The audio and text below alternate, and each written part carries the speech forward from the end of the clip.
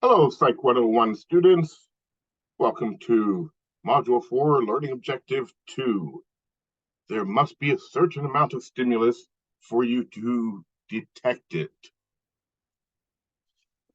Okay, so there's an area of study called psychophysics. It's the study of how we perceive sensory stimuli based on their physical characteristics. Uh, these thresholds we're going to look at come from this area of study, psychophysics. The absolute threshold is the lowest level or the minimum amount of a stimulus that we can detect 50% of the time. And just I'll come back to that slide, but here they're showing a study of the absolute threshold, and this graph here shows the relationship between the intensity of stimulus input and a person's ability to correctly detect the input. The absolute threshold is the point of stimulus intensity that a person can correctly detect half the time. So when you look at this graph here, you can see as the stimulus intensity increases, so meaning that as the sound gets a little bit louder, it reaches a point where a person, or where the average person can get it can hear it half the time it's presented. And you may say, why is it half the time? I mean, like these limits, at the absolute threshold, like it's going to be like barely detectable. I mean, it's going to be like sometimes, if you really, when you're really concentrating, you think you heard it. Other times it might easily miss it just because, um, I don't know, your concentration wanes a little bit, or like it's kind of like you can, it's like barely detectable. So they determined that they would use the 50% mark to determine the absolute threshold. It's that point where below that you're most likely not to hear it. Above that, you most likely are to hear it. And they have these absolute thresholds for each of the senses, so you can calculate them. For vision using light intensity, and for sound we have sound loudness, or for taste, you have taste molecules. Then you have like odorant molecules for smell. Skin pressure for touch sensation, etc. Um, these are some examples of absolute thresholds.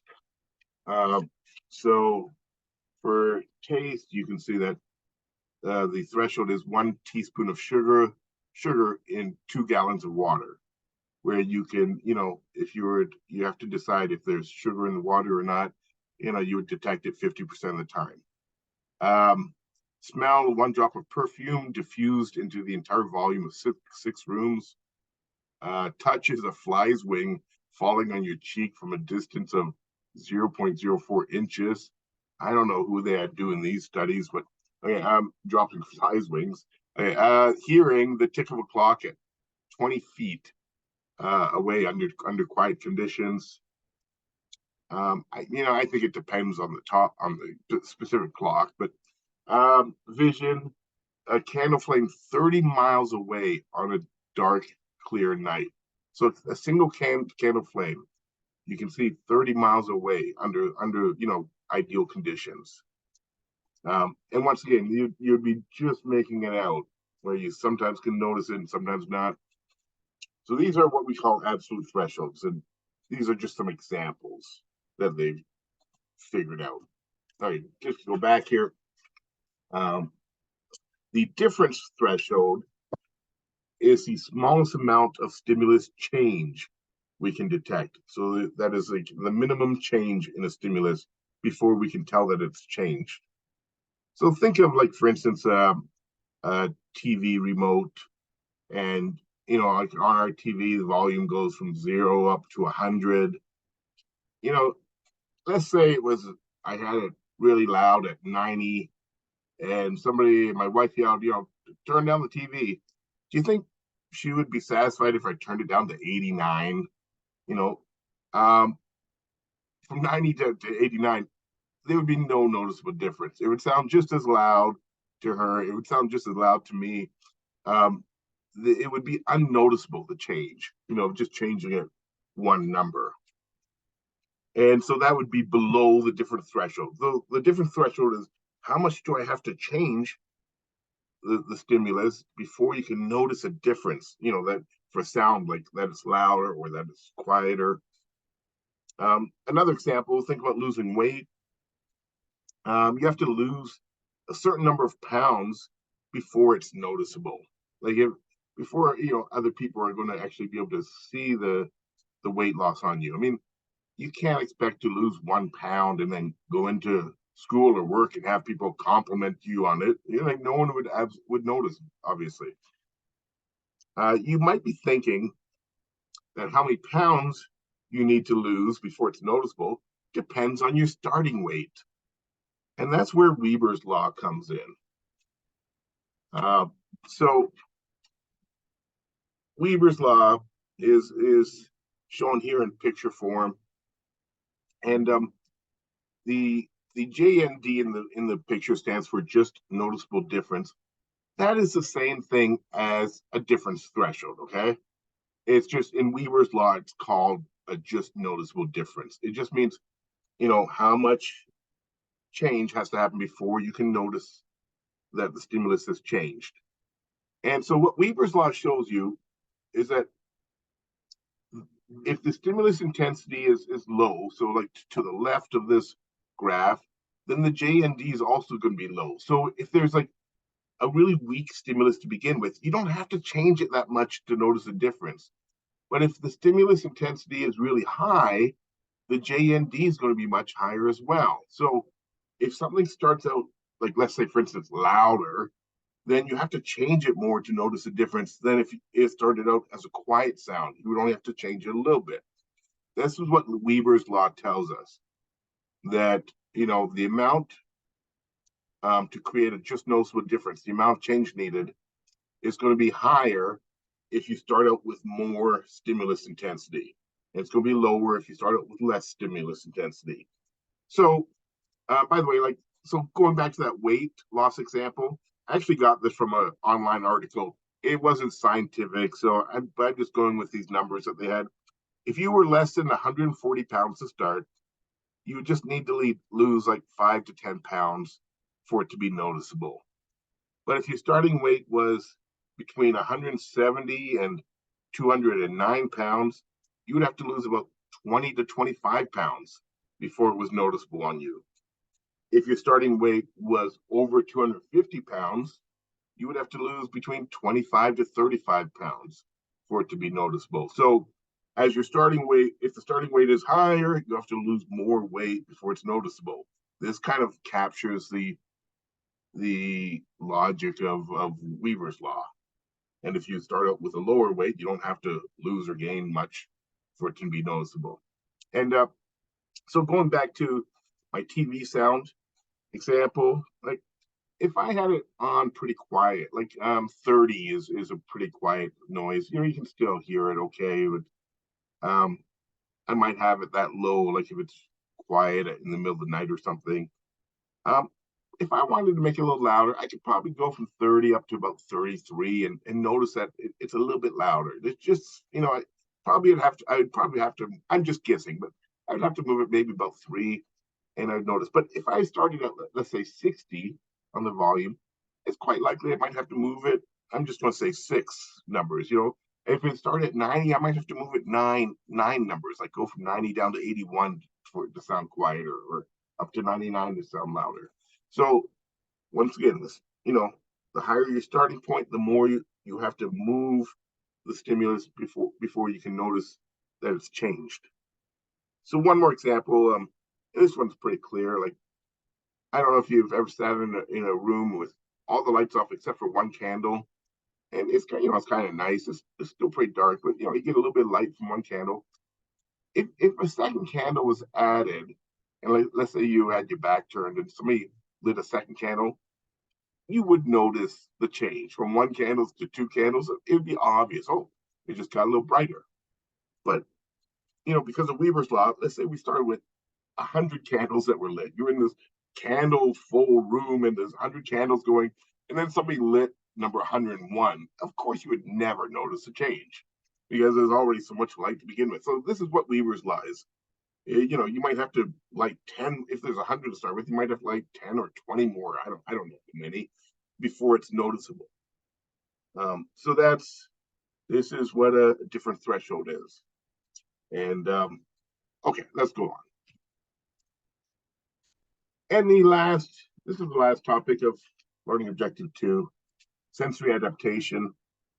When a stimulus is first detected, activation of your sensory receptors is at its highest. When you first detect something, then sensory adaptation occurs, and we become less and less sensitive to the stimulation.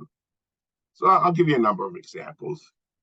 You're going into a hot bath. Oh, it feels too hot. It feels too hot. But if you get down into it and just a little time goes by, it feels nice. It doesn't feel too hot anymore. Same as a cold pool. Oh, you tip your toe and it feels too cold, or that first splash in, it feels cold, but you swim around a little bit, you adapt. So the coldness starts registering less and less, and it feels okay. That's sensory adaptation. You adapt to a warmer temperature or a colder temperature. You go into somebody's house that has cats, and you right away smell the cat litter. You can't miss it.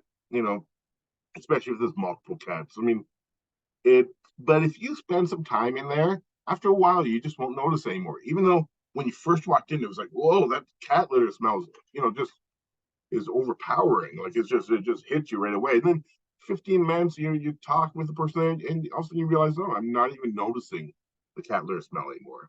That's sensory adaptation.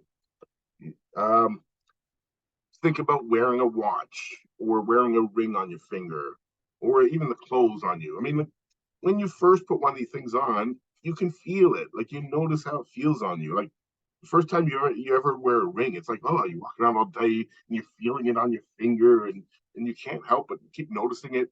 When years go, I guess it doesn't have to be years, but for somebody like me, years have gone by. Like you the ring is still there, but I don't detect it anymore. I have adapted to it. If I took it off for a little while and put it back on, I'd notice right away, like for a little while again. It'd be like kind of a little reset. Same as like putting clothes on. Sometimes they might, feel a little, I don't know, maybe a shirt feels a little tight on you, or something like something's rubbing you the wrong way. You walk around your clothes for a while and you just kind of adapt and you stop noticing. I'll give you one more example here. You're in a dark theater in the middle of the day, watching you've gone to the movies in the middle of the day, and you leave the dark theater and you walk out into bright sunshine, and it just feels like it's overpowering. When you first walk from the darkness into the bright sunshine, it's just because it's going to take you it takes a little time to adapt. Sensory adaptation has to kick in. So like at first, like I said earlier, when you first detect a stimulus, the activation of your sensory receptors is at its highest. So you walk outside and boom, you get hit with sunlight. And now over a little time, after a little time goes by, it doesn't take long, you get used to it and you can see perfectly well again. But at first it just seemed like too bright. But then you adapt to it. And so this happens for all our modalities. I live near an airport. I don't really hear the planes anymore.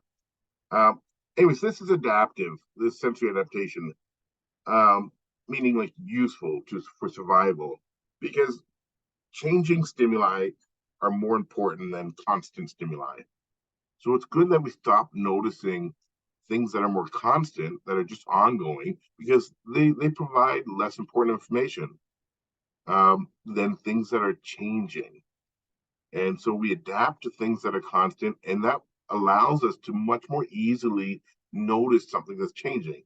Like if you're looking to cross a busy street, you don't want to be concentrating on the parked cars that are, at the side of the road. You want to notice the cars are moving, like the cars are changing. Like so anyways, I don't know if that's the best example, but it makes sense. It's just like I don't know, for hunters, like you go and you set up somewhere for certain types of hunting. You set up in a hut or something, and you try to be really quiet so you can notice any changing stimuli. You adapt to like the gentle breeze blowing the leaves and the twigs. There's going to be like a little constant background noise and a little bit of movement because of the wind, and you adapt to those things because they're ongoing, and so that you can notice any new change, like a new crack of a branch or something because there's an animal approaching. Or okay, anyways, not that I support hunting at all, but